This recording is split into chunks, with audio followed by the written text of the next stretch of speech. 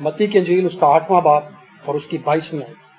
हम देखेंगे मत्ती की इंजील उसका 8वां बाब और उसकी 22वीं आयत। यहां पर लिखा है, यीशु ने उससे कहा, तू मेरे पीछे चल और मुर्दों को अपने मुर्दे दफन करने दे। आमीन।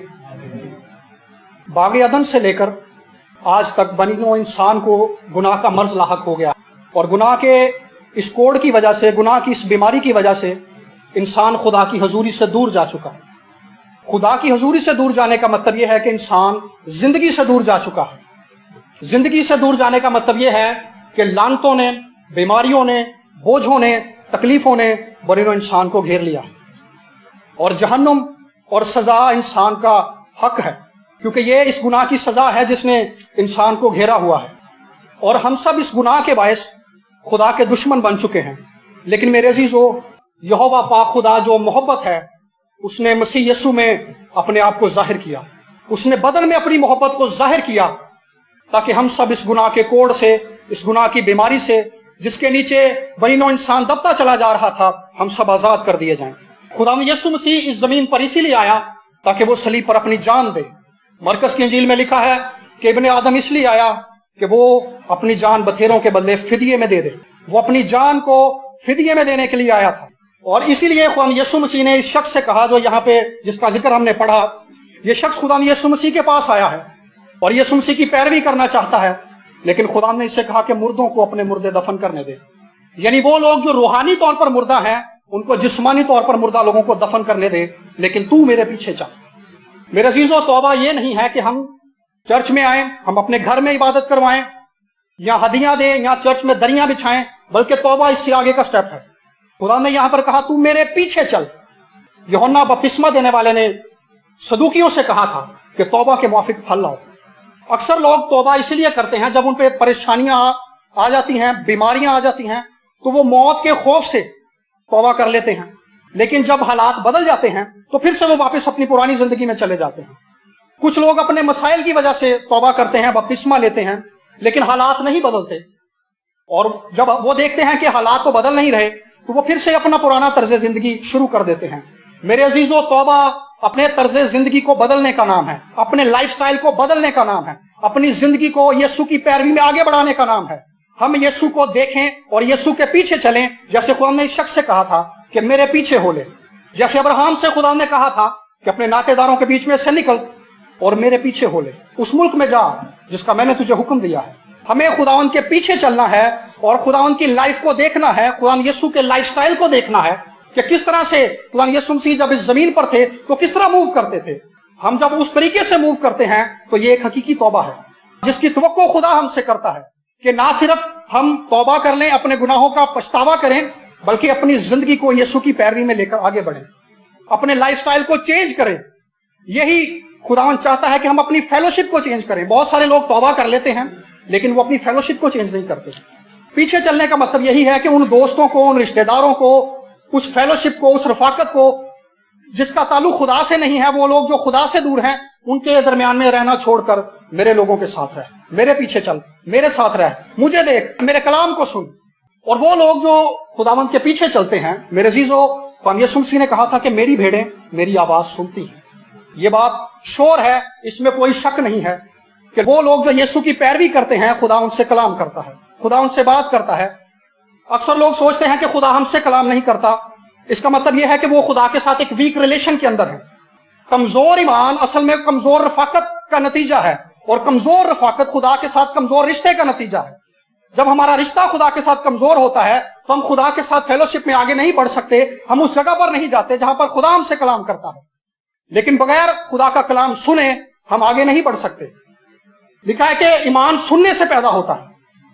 जब तक हम खुदा का कलाम नहीं सुनेंगे, क्योंकि खुदा का पाक कलाम बीज है और उस बीज की कुदरत से हमारी जिंदगी के अंदर ईमान पैदा होता है और वो ईमान हमारे आगे तमाम रास्तों को खोल देता है, हमें आगे बढ़ने की हदायत बख्शता है, हमें आगे किस तरह से मूव करना है हमें यह सिखाता है। ये ईमान हमारे अंदर तभी पैदा होता है जब हम खुदा के कलाम को सुनते हैं। एक और हवाला देखेंगे मत्ती की इंजील के अंदर से ही, उसके 7वें बाब के अंदर, 7वें बाब की 24वीं आयत। यहां दो लोगों का जिक्र है। यहां पर लिखा है, पर जो कोई मेरी बातें सुनता है और उन पर अमल करता है, वो उस अक्लमंद आदमी की मानी ठहरेगा जिसने चट्टान पर अपना घर बना लिया। और मींह बरसा और पानी चढ़ा, आंधियां चली और उसके घर से टकराने लगी, लेकिन वो ना गिरा क्योंकि उसकी बुनियाद चट्टान पर डाली गई थी। और जो दूसरा शख्स है उसका आगे जिक्र है, यहां पे लिखा है कि और जो कोई मेरी बातें सुनता है और उन पर अमल नहीं करता, वो उस बेवकूफ आदमी की मानिंद ठहरेगा जिसने अपना घर रेत पर बनाया, और मींह बरसा और पानी चढ़ा और आंधियां चली और उस घर को सदमा पहुंचा और वो गिर गया और बिल्कुल बर्बाद हो गया। दो शख्सों का जिक्र खुदा यीशु मसीह ने किया। ये दो लोग वो हैं जिनसे खुदावंद कलाम करता है। इन्होंने तौबा कर चुके हैं, इन्होंने यीशु मसीह को अपना निजात दहिंदा कबूल कर लिया है और खुदा इनसे कलाम करता है। लेकिन दोनों में फर्क यह है कि एक ने कलाम को सुना और उस पर अमल किया, और दूसरा वो है जिसने कलाम को सुना लेकिन उस पर अमल नहीं किया। हालात और तलखियां दोनों पर आई हैं, आंधियां और मींह दोनों पर बरसा है, लेकिन एक बर्बाद हो गया। वो शख्स जिसने खुदा के कलाम पर ईमान नहीं रखा, जिसने खुदा के कलाम को कबूल नहीं किया और जिसने खुदा के पाक कलाम की प्रैक्टिस नहीं की, वो गिर गया। लिखा कि बर्बाद हो गया, उसका घर बर्बाद हो गया। लेकिन वो शख्स जिसने खुदा के कलाम को कबूल किया, लिखा है कि वो अक्लमंद आदमी है। खुदा यीशु मसीह ने उस शख्स की तस्दीक की है, जो शख्स खुदा के कलाम को सुनता है और उस पर अमल करता है और उसको कबूल करता है, वो अक्लमंद आदमी की मानिंद है। मत्ती की इंजील के अंदर शुरू से लेकर आखिर तक जिस चीज पर फोकस किया गया है वो खुदा की बादशाही है। पहले चैप्टर से लेकर आखिरी चैप्टर तक हम खुदा की बादशाही के ताल्लुक से पढ़ते चले जाते हैं। और ये जो चैप्टर अभी हमने पढ़ा, 5वां, 6ठा और 7वां, इन चैप्टर्स को पहाड़ी वाज कहते हैं। लेकिन मैं इस चीज को, ये मेरा एक जाती तजर्बा है कि मैं इन चैप्टर्स को किंगडम प्रिंसिपल्स के नाम देता हूं, क्योंकि इसके अंदर खुदा यीशु मसीह ने अपनी बादशाही के असूल और कवानीन को बयान किया है। खुदा यीशु मसीह की बादशाही इस जमीन पर है और वो बादशाही रूहानी बादशाही है। खुदा ने पिलातुस से कहा था कि मेरी बादशाही इस दुनिया की नहीं है, वो रूहानी आलम की बादशाही है। क्योंकि खुदा रूह है, खुदा जिस आलम में रहता है वो रूहानी आलम है, और खुदावंद यीशु की बादशाही रूहानी आलम की है। और जिन कवानीन का जिक्र खुदा यीशु मसीह ने इन पिछले चैप्टर्स में किया, वो सब रूहानी कवानीन है। वो बहुत आम बातें हैं जिनको हम अपनी रोजाना की प्रैक्टिस के अंदर ला सकते हैं कि तू अपने भाई को माफ कर, अगर कोई तेरे एक गाल पर तमाचा मारे तो दूसरा भी उसकी तरफ फेर दे, अगर तू कुर्बानगाह पर है तो अगर तुझे याद आया है कि तूने अपने भाई को माफ नहीं किया तो जाकर उससे सुलह कर ले। कसम खाने के बारे में तालीम दी गई है कि तू कसम ना खा। तलाक के बारे में तालीम दी गई है, और बहुत सारी बातें हैं जिनका जिक्र खुदा यीशु मसीह ने किया। दुआ के बारे में तालीम दी गई है, रोजे के बारे में तालीम दी गई है। बज़ाहिर ये बातें हमें जिस्मानी लगती हैं, लेकिन इनका जो इंपैक्ट है, इनका जो असर है, वो रूहानी है। अगर कोई शख्स तौबा कर लेता है और वो अपने भाई को माफ नहीं करता, या किसी को भी जिससे उसकी नाराजगी है माफ नहीं करता, तो रूहानी आलम में इसका बहुत असर है। रूहानी आलम के अंदर उस पर एक बोझ सा रहता है, बेचैनी के अंदर वो शख्स रहता है, और वो बेचैनी उसके साथ साथ चलती रहती है। और उस बेचैनी के बोझ तले वो खुदा की बरकत को रिसीव नहीं कर पाता, खुदा के कलाम को रिसीव नहीं कर पाता। जब आगे जाके हम पढ़ते हैं तो खुदा यीशु मसीह जहां पे ईमान का जिक्र करते हैं, उसके फौरन बाद खुदा यीशु मसीह माफ करने का जिक्र करते हैं। यानी माफ ना करना बराह रास्त वो गुनाह है जो रूहानी तौर पर हमारी जिंदगी को खोखला बना रहा होता है, कि हम खुदा के कलाम को रिसीव नहीं कर पाते, खुदा की बरकत को रिसीव नहीं कर पा रहे होते। लेकिन जब हम मुसलसल इस गुनाह के अंदर रहते हैं, उन तमाम बातों के अंदर जिनका पिछले चैप्टर्स के अंदर जिक्र है, तो हम रूहानी तौर पर एक बोझ तले दबे रहते हैं। लेकिन मेरे अजीजों, खुदा ने यीशु मसीह का कलाम करने का मकसद यह है कि हम रूहानी और जिस्मानी तौर पर आजाद किए जाएं। और खुदा ने यही बात इधर बताई कि मेरे कलाम को जो शख्स सुनता है वो आजाद किया जाता है। उस पर हालात आते हैं, उस पर मुसीबतें आती हैं, उस पर परेशानी आती हैं, लेकिन वो कायम रहता है। लेकिन वो शख्स जो कलाम को कबूल नहीं करता, जो कलाम की प्रैक्टिस नहीं करता, जो कलाम को अपने दिल में जगह नहीं देता, वो गिर जाएगा, बल्कि लिखा है कि वो बर्बाद हो गया।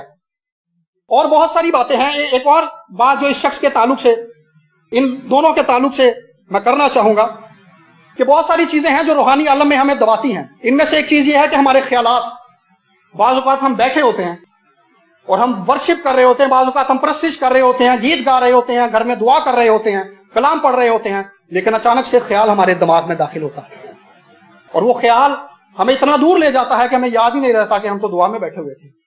वो हमारी सोच को इस कदर नेगेटिव बना देता है कि हम खुदा की राह से हटकर किसी और जगह पर चले जाते हैं। इसका जिक्र अमाल की किताब में है, हनानिया और सफीरा के वाक़े के अंदर। पतरस ने वहां पर कहा कि क्यों शैतान ने तुम्हारे दिल में ये डाल दिया।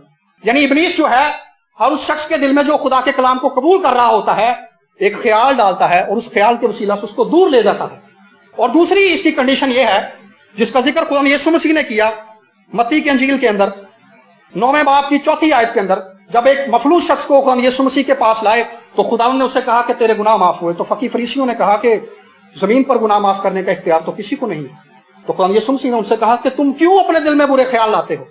दूसरी कंडीशन ये है कि हम खुद अपने लिए बुरे ख्यालात क्रिएट करते हैं, और ये सब कुछ हम अपनी अंडरस्टैंडिंग के वसीला से, जो कुछ हम समझ रहे होते हैं, जो हमारे तजर्बात होते हैं, जो कुछ हमने इर्द गिर्द देखा होता है, उसकी बुनियाद पर हम ऐसे ख्यालात को क्रिएट करते हैं, ऐसे ख्यालात को बुनते हैं अपने गिर्द, और ये ख्यालात हमें खुदा से दूर ले जाने का एक बड़ा जरिया है। फकीह फरीसियों ने भी ऐसा ही किया। वो अपनी अंडरस्टैंडिंग के वसीला से, पाक कलाम की जो समझ उनके पास थी, बज़ाहिर वो ठीक नहीं थी, लेकिन वो समझते थे कि ये ठीक है, क्योंकि खुदा का बेटा उनके सामने खड़ा है, जिसके बारे में नबियों ने पेशगोइयां की थी, वो शख्स उनके सामने खड़ा है, नबियों की पेशगोइयों की तकरीर उनके सामने खड़ी थी, लेकिन वो जान ही नहीं पा रहे, क्योंकि वो अपनी अंडरस्टैंडिंग पर तकिया करते थे, अपनी समझ पर तकिया करते थे। इब्रानियों के खत के अंदर लिखा है कि ईमान से हम जानते हैं, ईमान से हम समझते हैं। नए अहदनामे के अंदर हम चीजों को ईमान से समझते हैं। बहुत सारी चीजों की हमें समझ नहीं आती, लेकिन उनको सिर्फ हमें ईमान से समझना पड़ता है, ईमान से कबूल करना पड़ता है। और आगे चलकर खुदा ने कहा कि इब्ने आदम को जमीन पर गुनाह माफ करने का इख्तियार है, तुम क्यों अपने दिल में बुरे ख्याल लाते हो। सो मेरे अजीजों, जब हम खुदा के हुजूर में बैठते हैं, तो ना सिर्फ जब हमें खुदा का कलाम मिल रहा होता है, हमें मोहतात होने की जरूरत है। हमें खुदा से इस बात की दरखास्त करने की जरूरत है कि खुदावंद मेरी रूहानी जिंदगी के गिर्द अपने लहू की बाड़ लगा, ताकि इब्लीस का कोई भी नेगेटिव ख्याल मेरी जिंदगी में दाखिल ना हो, जो मुझे गुनाह की तरफ लेकर आगे बढ़ जाए, जो मुझे मौत की तरफ लेकर आगे बढ़ जाए, जो मुझे कमजोरी की तरफ लेकर आगे बढ़ जाए, जो मुझे बीमारी की तरफ लेकर आगे बढ़ जाए, जो फितनों और बर्बादियों की तरफ मुझे लेकर आगे बढ़ जाए। और दूसरे ख्यालात वो हैं जो हम इंसानी तौर पर अपने दिल में लाते हैं, जिनका मैंने अभी जिक्र किया। हम इनके लिए भी दुआ करनी है कि खुदा ऐसे तमाम ख्यालात से हमें महफूज रखे। इब्लीस ऐसा इसीलिए करता है ताकि वो हमें कमजोर करे, और ऐसा उन लोगों के साथ होता है जो खुदा के साथ चल रहे होते हैं। पहली बात खुदा ने से कही कि तू मेरे पीछे चल। दूसरी बात, जो पीछे चल रहे होते हैं उनसे कलाम किया जाता है। कलाम इसलिए किया जाता है ताकि वो तरक्की करें, खुदा उन्हें बढ़ाना चाहता है, और जब वो खुदा के पाक कलाम को कबूल करते हैं तो वो खुदा के लिए फल पैदा करते हैं। ईमान के वसीला से जब हम आगे बढ़ते हैं तो हमारी जिंदगियों के वसीला से खुदावंद अपने जलाल को जाहिर करता है, दूसरे लोगों को तकवीयत देता है, दूसरे लोगों को इंस्पिरेशन देता है, दूसरे लोगों को मजबूत करता है, क्योंकि हम खुदा के कलाम की पैरवी में आगे बढ़ रहे होते हैं, खुदा के कलाम को फॉलो कर रहे होते हैं। और अगली बात जिसका जिक्र यूहन्ना की इंजील के अंदर है कि वो शख्स जो खुदा के साथ चल रहा होता है। खुदा यीशु मसीह जब आखिरी फसा खा रहे थे तो खुदावंद ने अपने शागिर्दों के पांव धोए, और पतरस ने इनकार किया कि खुदा मैं अपने पांव नहीं धुलवाऊंगा। खुदावंद ने कहा कि अगर मैं तुझे पाक ना करूं तो तू मेरे साथ शरीक नहीं हो सकता। वो लोग जो फेलोशिप में आगे बढ़ रहे होते हैं, खुदा मजीद उन्हें प्योरीफाई करता चला जाता है। जैसे पतरस से खुदा ने कहा था, उसने कहा फिर खुदा मुझे सर से लेकर पांव तक ही धो दे। उसने कहा नहीं, जो नहा चुका उसको पैर धुलवाने के सिवा किसी चीज की हाजत नहीं है।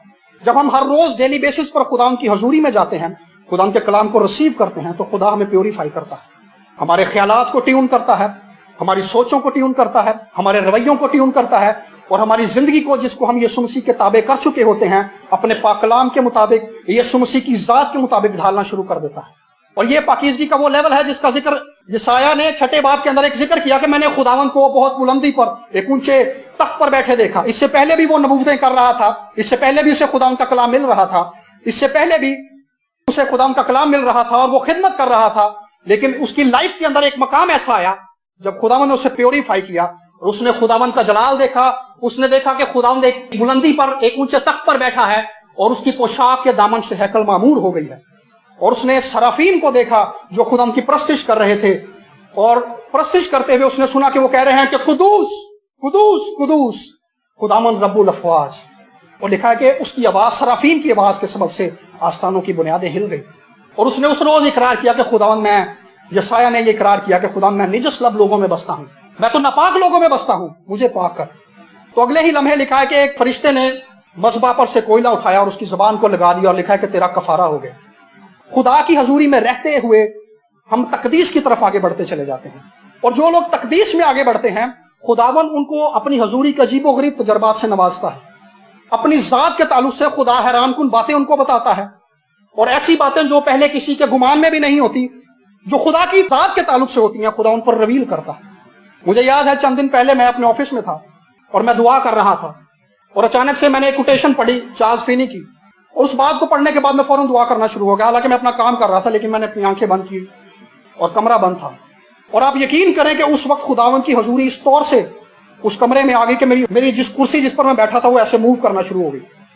میں حیران تھا کہ یہ کیا چیز ہے، لیکن یہ میرے عزیزو خدا کی حضوری ہے۔ خدا اپنی حضوری کو اور اپنے جلال کو اس شخص کے لیے کھولتا ہے جو اپنے آپ کو پیش کرتا ہے کہ خداوند میں تیرے حضور میں آیا ہوں۔ جیسے یہ سایہ نے کہا تھا، خدا نے کہا تھا کہ میں کس کو بھیجوں، اس نے کہا میں حاضر ہوں، مجھے بھیج۔ جو اپنے آپ کو خدا کے حضور میں پیش کرتا ہے، خداوند اپنی حضوری کے دروازوں کو، اپنے جلال کو اس پر ظاہر کرتا ہے، اور عجیب و غریب تجربات خداوند بخشتا ہے۔ اور میری لائف کے کچھ تجربات ایسے ہیں جو بہت ہی عجیب ہیں۔ میں نے کئی بار سوچا کہ میں اس گواہی کو بینی ہین کو بتاؤں۔ گڈ مارننگ ہولی اسپرٹ بینی ہین کی ایک بک ہے، آج سے تقریباً 10 سال پہلے میں نے اس کتاب کو پڑھا تھا، اور مجھے یاد ہے جب میں نے اس کتاب کو پڑھا تو میں نے پہلی 3 لائنیں پڑھی اور مجھے ایسے لگا کہ جیسے کسی چیز نے میرے دماغ کو گرفت کر لیا، اور میں اس کے علاوہ خدا کی حضوری میں بیٹھنے کے علاوہ بہت کچھ سوچنا چاہتا تھا، لیکن وہ ایک ایسا حصار تھا جو مجھے باہر کی باتوں کو سوچنے نہیں دیتا تھا، جو صرف مجھے اس بات کی طرف مائل کرتا تھا کہ صرف دعا کر اور کلام پڑھ اور بس، کسی بات کے بارے میں نہ سوچ۔ اور کئی ہفتوں تک وہ چیز مجھ پر طاری رہی۔ میرے عزیزو، یہ خدا کی حضوری کے تجربات ہیں۔ خدا اپنی حضوری کو ان لوگوں پر ظاہر کرتا ہے جو خدا کی حضوری میں بیٹھتے ہیں۔ پترس، یعقوب اور یوحنا جب پہاڑ پر گئے تو انہوں نے موسیٰ اور ایلیا کے ساتھ خدا یسوع مسیح کے نورانی چہرے کو دیکھا تھا، اور یہ معاملہ ادھر ختم نہیں ہو گیا تھا، بلکہ مکاشفہ کی کتاب کے اندر یوحنا رسول نے خدا کا جلال دیکھا تھا، اور وہ فیلوشپ کے ایک ایسے درجے میں چلا گیا کہ خداوند نے، جب ہم مکاشفہ کتاب کو شروع سے پڑھتے ہیں تو لکھا ہے کہ میں تجھے ان باتوں کو بتاؤں گا جو آنے والے دنوں میں ہونے والی ہیں۔ خدا یوحنا کو فیلوشپ کے ایک ایسے حالے کے اندر لے گیا جہاں پر خدا نے مستقبل میں ہونے والی باتوں کو اس پر ظاہر کرنا تھا۔ میرے عزیزو، یہ تمام باتیں خداوند یسوع مسیح نے ہم میں سے ہر ایک کے لیے رکھی ہیں۔ وہ لوگ جو اس کی حضوری کے پیاسے ہیں، وہ لوگ جو اس بات کے متلاشی ہیں اور اپنے زندگی کے اندر یہ تڑپ رکھتے ہیں کہ خداوند کی حضوری کے اندر ہم جائیں گے اور خداوند کو پائیں گے۔ ایوب نے کہا تھا کہ کاش کہ مجھے معلوم ہو کہ تو مجھے کہاں مل سکتا ہے۔ اس کے اندر ایک تڑپ تھی خدا کو پانے کی، خدا کو جاننے کی۔ انجیلوں کے اندر لکھا ہے کہ پہلے تم اس کی راست بازی کی تلاش کرو۔ ہمیں خدا کی حضوری کو تلاش کرنے کی ضرورت ہے۔ بے شک وہ ہمارے ارد گرد ہے، لیکن ہمیں خدا کی حضوری میں جانا ہے اور آرام سے خداوند کی طرف اپنا دھیان لگانا ہے، خداوند کے پاک کلام کو پڑھنا ہے اور انتظار کرنا ہے کہ خداوند کب اپنی حضوری کے وسیلہ سے، اپنے پاک روح کے وسیلہ سے ہمیں لے کر آگے بڑھے۔ مجھے یاد ہے کہ ایک روز ہم دعا میں بیٹھے ہوئے تھے تو 2 فرشتے میرے گرد آ کے کھڑے ہو گئے، ایک رائٹ اور ایک لیفٹ۔ میں نے خدا سے کہا خداوند یہ کون ہے؟ تو خدا نے مجھے کہا کہ یہ تیری دعا کے جواب میں آئے ہیں۔ میں حیران تھا، اور اس کے بعد میرے پہ ایک عجیب خوف طاری ہو گئے، ایک عجیب سی کپکپی مجھ پر طاری ہو گئی، اور میں حیران تھا کہ یہ کیا ہے۔ میں اس بات کو جب سوچتا ہوں کہ خدا جو بادشاہ ہے، وہ با اختیار ہے، وہ اپنی مرضی سے اس کائنات کے نظام کو چلا رہا ہے، وہ با اختیار اور قدرت والا ہونے کے باوجود مہربان ہے، وہ اتنا اس قدر بزرگ ہے اور اس قدر بڑا ہے۔ لکھا کہ آسمان پہ جو فرشتے ہیں وہ ہر وقت اس کی پرستش کرتے رہتے ہیں اور وہ اپنے بدن کو ڈھانپتے ہیں اس کی قدوسیت اور اس کے جلال کے باعث۔ لیکن اس کے باوجود خدا جب جلال کا بادشاہ ہے، اس قدر بڑا ہے اور اس قدر بلندوں والا ہے کہ وہ زمین پر عجیب و غریب کام ظاہر کرتا ہے، اس سب کے باوجود وہ انسان سے پیار کرتا ہے، انسان سے محبت کرتا ہے، اور اپنی مہربانی کو جو آسمان سے زیادہ بلند ہے انسان کی زندگی کے اندر ظاہر کرتا ہے۔ میرے عزیزو، ہماری زندگی کے اندر جو بھی پریشانیاں ہیں، خدا ان سب میں انٹرسٹڈ ہے اور خدا ان سب کو حل کرنا چاہتا ہے۔ خدا ہمارے گناہوں کو بھی معاف کرنا چاہتا ہے، خدا ہمیں اپنی حضوری کے اندر بھی آگے لے کر جانا چاہتا ہے، خدا ہمارے مسائل کو بھی حل کرنا چاہتا ہے، کیونکہ خدا مہربان ہے، خدا رحیم ہے۔ اور داؤد کو بخوبی اس چیز کا تجربہ تھا۔ ہیکل کے اندر جو زبور گائے جاتے تھے، زبور 145، مہربان مہربان مہربان، یہ ان تمام زبوروں میں سے ایک ہے جو ہر وقت ہیکل میں گائے جاتے تھے۔ ہیکل کے اندر پرستش کبھی بند نہیں ہوتی تھی، لیکن یہ ایک ایسا زبور تھا جو ہر وقت گایا جاتا تھا، کیونکہ اس شخص کو وہ خود بادشاہ تھا اور اسے پتا تھا کہ جو شخص بادشاہ ہے اس کے ہاتھ کے اندر، اس کے اختیار کے اندر ہر ایک چیز ہے۔ خدا کے اختیار کے اندر ہر ایک چیز ہے، لیکن اس کے باوجود وہ مہربان ہے۔ وہ ہم سب کی دعاؤں کو سنتا ہے، وہ ہم سب کو مہربانی سے ڈیل کرتا ہے۔ بے شک ہم اپنی لائف کے اندر ایک ایسے مقام پر بھی آ کر کھڑے ہو جائیں جہاں ہمیں لگتا ہے کہ امید ختم ہو چکی ہے، لیکن میرے عزیزو، خدا ہمیں امید بخشتا ہے، لیکن ہماری امید ہمیں معجزہ نہیں دے سکتی۔ ہماری امید جو ہے وہ ہمیں ایمان کی طرف لے کر آگے بڑھتی ہے۔ ہم ایمان سے خدا سے سب کچھ پاتے ہیں۔ ایمان ہی کے وسیلہ سے، لکھا انہوں نے سلطنتوں کو مغلوب کر لیا۔ آئیے ہم خدا کے کلام کے طالب ہوں تاکہ خدا اپنے کلام کے وسیلہ سے ہمیں لے کر آگے بڑھے۔ بغیر خدا کے کلام کے کوئی بھی شخص آگے نہیں بڑھ سکتا۔ اگر ہم اپنی لائف کے اندر فتح یاب زندگی گزارنا چاہتے ہیں تو ہمیں خدا کے کلام کے طالب ہونے کی ضرورت ہے۔ اس شخص سے خدا نے کہا تھا کہ مردوں کو اپنے مردے دفن کرنے دے، وہ لوگ جو بھی کام کر رہے ہیں ان کو کرنے دے، لیکن جو بات میں تجھ سے کہہ رہا ہوں تو وہ کر۔ یہ کلام تھا، कलाम खुदा उससे कलाम कर रहा था। खुदा आज हमसे क्या कलाम कर रहा है? आइए हम अपना ध्यान उसकी तरफ लगाएं और खुदावंद की हजूरी में बैठें कि खुदावंद अपना कलाम मुझे बख्श दे। बाइबल में जितने भी शख्स मौजूद हैं, कोई भी ऐसा शख्स नहीं है जिसने कलाम के बगैर फतहयाब जिंदगी गुजारी हो। मूसा को कलाम ही मिला था और उस कलाम के वसीला से मिस्र के अंदर मौजज़ात जाहिर हुए थे, और कलाम ही था जिसके वसीला से दाऊद ने उन तमाम इलाकों को फतह कर लिया जो खुदा ने इब्राहिम को दिखाए थे, क्योंकि खुदा ने उससे कलाम कर दिया था कि मैं तेरे साथ हूं और तेरे तख्त पर बैठने के लिए आदमियों की कमी ना होगी। मैंने तेरी सल्तनत को अब्दुल आबाद कायम कर दिया। ये कलाम था उसके साथ। खुदावंद आज हमसे भी कलाम करता है। मसीह के वसीला से खुदा आज हमसे कलाम करता है। इस पाक कलाम के वसीला से खुदा हमसे कलाम करता है। आइए अपनी आंखों को बंद करें और अपनी जिंदगियों को डेडिकेट करें। अपनी जिंदगी के अंदर एक इरादा करें, एक फैसला करें और उन तमाम बातों को, उन तमाम रविशों को, उन तमाम आदतों को, उन तमाम ख्वाहिशात को और उन तमाम आदात को जो शायद शुरू से लेकर हमारी पैदाइश के दिन से लेकर आज तक हमारे पीछे हैं, उनको एक तरफ रखते हुए उस कलाम की पैरवी करें जो यीशु करता है। क्योंकि लिखा है, तो हमने कहा था कि यह कलाम रूह है, और पतरस ने कहा था कि हमेशा की जिंदगी की बातें तो तेरे पास हैं। आइए जिसके पास हमेशा की जिंदगी की बातें हैं, हम अपनी जिंदगियों को उसके ताबे कर दें, ताकि वो अपने कलाम की कुदरत से, जिससे वो कायनात को संभालता है, हमें लेकर आगे बढ़े। वो कलाम जिससे उसने कायनात को तख्लीक किया, वो कलाम जिसके वसीला से जदाऊन ने फतह पाई, वो कलाम जिसके वसीला से वो आज शिफा बख्शता है जिसको नाजिल करके, वो कलाम जिसको उसने अपने हर नाम से ज्यादा अजमत बख्शी, वो कलाम जिसके वसीला से उसने इस कायनात को तख्लीक किया, उस कलाम के तालिब हों। आइए मेरे अजीजों, आंखों को बंद करेंगे और अपने दिल में खुदावंद से दरख्वास्त करना शुरू करेंगे कि खुदावंद अपने कलाम को नाजिल कर। लिखा है कि जब इस कायनात में कुछ ना था तो कलाम था, कलाम खुदा के साथ था और कलाम मुजस्सम हुआ और फजल और सच्चाई से मामूर होकर हमारे दरमियान रहा, और हमने उसका ऐसा जलाल देखा जैसा बाप के इकलौते का जलाल है। आइए वो कलाम जो जलाल से मामूर है, वो कलाम जो जिंदगी से मामूर है, वो कलाम जो शिफा से भरा हुआ है, वो कलाम जो रोईदगी और शादाबी लेकर आता है, अपने आप को इस कलाम के लिए खोलना शुरू करें। हालेलुया।